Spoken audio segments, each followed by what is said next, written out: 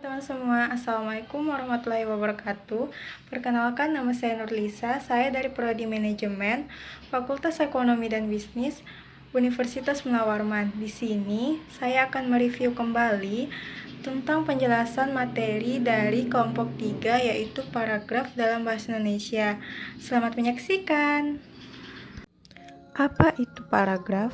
Paragraf adalah karangan yang terdiri dari sejumlah kalimat dengan pikiran utama sebagai pengendaliannya dan pikiran penjelasan sebagai pendukungnya, atau bisa dibilang simpelnya beberapa kalimat yang terdiri atas satu kalimat pokok dan beberapa kalimat penjelas. Ciri-ciri paragraf. Yang pertama, mengandung gagasan utama dengan beberapa pikiran penjelas. Yang kedua, pikiran penjelas yang mendukung gagasan utama. Yang ketiga, gagasan utama dan penjelasan dengan kalimat yang lugas dan efektif. Yang keempat, kalimat satu berkaitan dengan kalimat lainnya.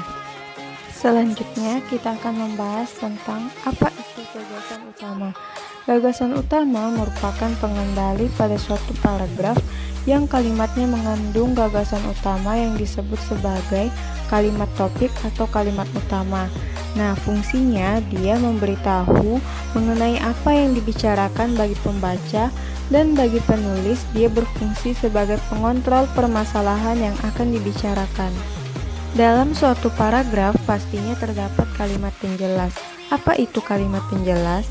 Kalimat penjelas merupakan kalimat yang menjelaskan lebih lanjut gagasan utama pada suatu paragraf. Kalian perlu mengetahui apa saja jenis-jenis kalimat penjelas. Yang pertama, kalimat penjelas mayor, yang artinya kalimat yang bertugas menjelaskan secara langsung gagasan utama suatu paragraf. Yang kedua, kalimat penjelas minor, yang menjelaskan secara tidak langsung gagasan utama suatu paragraf.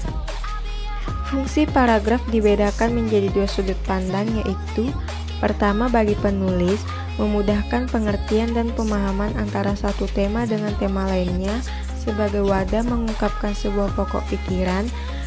Yang terakhir, agar penulis tidak cepat lelah dalam menyelesaikan suatu karangan. Yang kedua, bagi pembaca, dengan memisahkan atau menegaskan perhentian secara wajar, pembaca dapat memahami gagasan utamanya.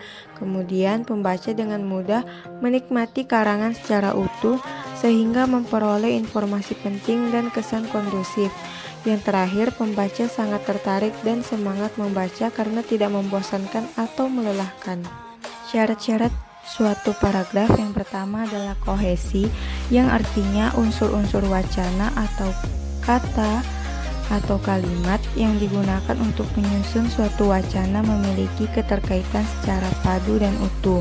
Yang kedua adalah koherensi, yang memiliki arti keterkaitan antara bagian yang satu dengan bagian yang lainnya sehingga kalimat memiliki kesatuan makna yang utuh. Yang ketiga, metode pengembangan paragraf. Yang keempat, kalimat topik ditulis dalam kalimat tunggal atau majemuk bertingkat. Yang kelima, penulis memperhatikan kaidah suatu bahasa, jenis paragraf, dan jumlah kata.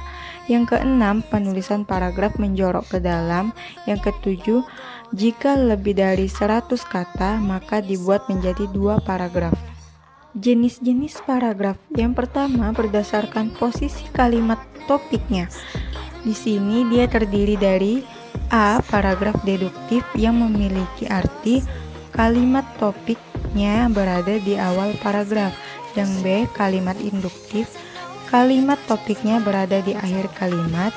Yang C. Paragraf ineratif, yang kalimat topiknya berada di tengah paragraf. Yang D. Paragraf deduktif induktif, yang kalimat topiknya berada di awal atau akhir kalimat. Yang terakhir, paragraf menyebar atau paragraf yang tidak memiliki kalimat topik. Yang kedua, berdasarkan cara pengungkapannya. Yang A. Paragraf narasi memiliki pengertian, yaitu paragraf yang menceritakan suatu peristiwa atau kejadian sedemikian rupa sehingga pembaca seolah-olah mengalami sendiri kejadian yang diceritakan. Yang B. Paragraf deskripsi yang memiliki pengertian paragraf yang menggambarkan objek sedemikian rupa sehingga pembaca seolah-olah melihat sendiri objek yang digambarkan. Yang ketiga, paragraf eksposisi.